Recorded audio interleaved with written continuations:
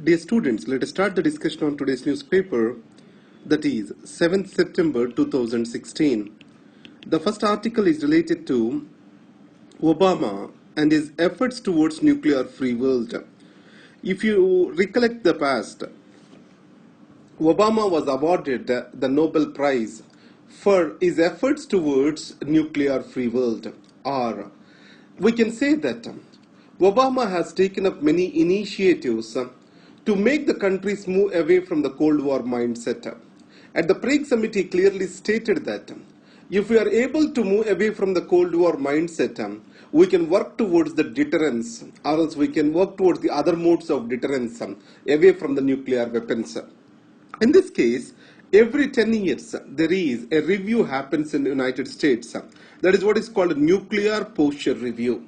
As per this nuclear posture review, the present review, what it says is, United States is going to reduce its nuclear weapon dependency and more is going to depend upon conventional arms.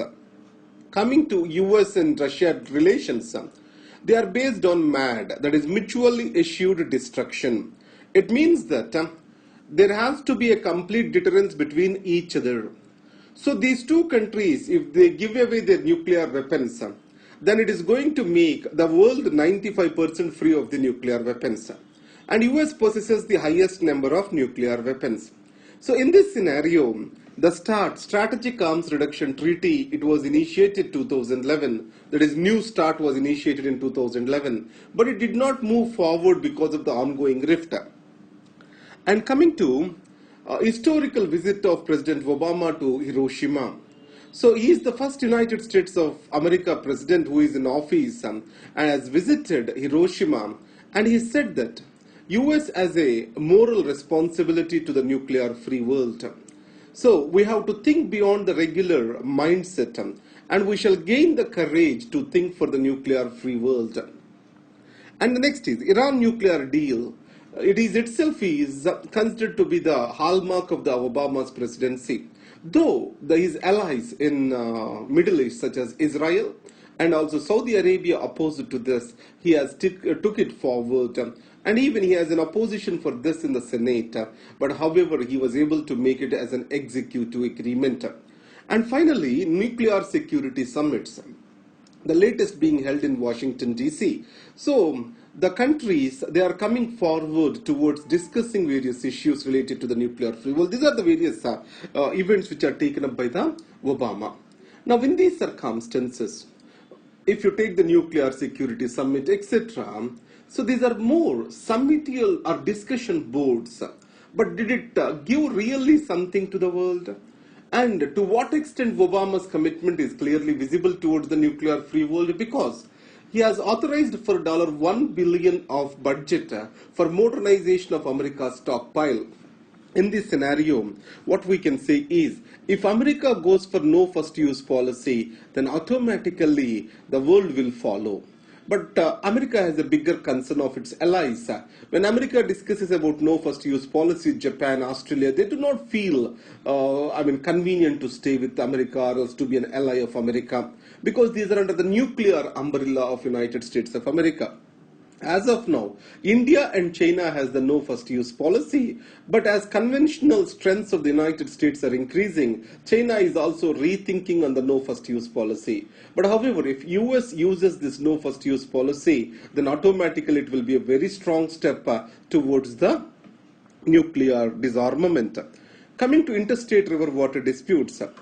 Now, if you take the Article 262 of the Constitution, it was left to the Parliament to decide on the interstate river water disputes.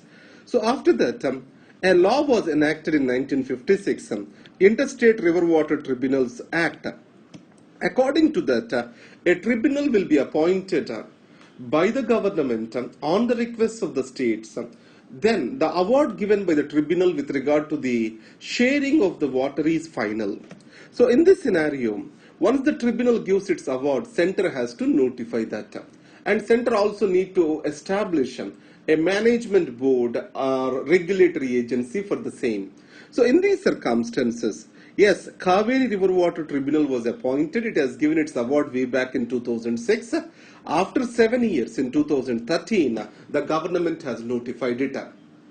What it has said is in the distress seasons, the states have to share this distress on a pro rata basis, proportionate basis.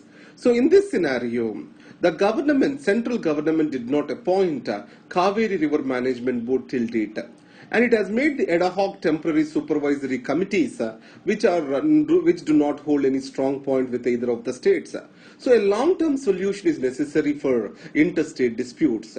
So if you take the second ARC report also, what it clearly states that the center is not playing a sufficient role in interstate river water disputes. So added to that, the water itself is decreasing in the rivers, and we are seeing a drought again in this year. So in this scenario, what we need to do, we have to ensure for a drought-free or else water-sensitive cropping or else water drip irrigation, etc. need to be practiced. And the second thing is, so obviously interstate river water disputes are the emotional issues for the farmers. In Tamil Nadu and Karnataka, Kaveri family across the states has been developed. All the people of the states where Kaveri is flowing, these are going to be part of the Kaveri family. So these are the various initiatives that can reduce the tensions. Now coming to the Sedition Act, you know that section 124A, it provides for the Sedition Act. So any incitement of violence or bringing in something called as defavoring or else disreputation to the government, these all can lead to the sedition according to section 124A. The Supreme Court has clearly clarified in Kedarnath case that so the criticism of the government, even it is in the harshest terms without inciting violence, it is part of the freedom of speech and it do not attract the sedition charges. Now coming to G20.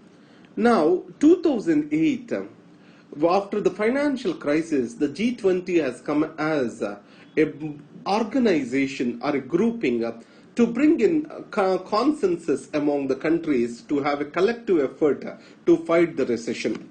So in this scenario, the President Barack Obama, so he was very active in G20, but slowly once the things are moving away, or else once the recession appears to be fading away, the G20 is also losing its significance. If you take the latest G20 at Hangzhou in China, it is more like a grandstanding of China rather than being the real issues being discussed. So in this context, what are the various issues discussed? One is overcapacities in the case of China. So especially the steel overcapacities, China is dumping them at cheaper prices across the world. Because of this, the unemployment, if you take in UK, the Tata Steel want to sell it out. It's not going to run the Tata Steel plant. Obviously, it leads to unemployment. So most of the European countries are facing unemployment. And the second thing, protectionism was condemned. But if you see China practicing this protectionism, and it's also devaluating its yuan, if it cascades the competitive devaluation, it's going to worsen the situation. And all the leaders expressed their solidarity towards the globalization and the free trade. So these are the various aspects that are discussed. Now coming to India-China exports. If you take about the India is around $56 billion deficit with regard to the exports in goods. So in this, the China is not importing, or China under various standard prescriptions is not importing the basmati rice and also various other products such as pharmaceuticals from India. So it is like this. India is importing where the China has the strength, that is the manufacturing sector. India is failing to export both the agricultural products and also the service sector products. So in this scenario, the non-basmati rice, it is being exported to China and the decks are cleared for the same.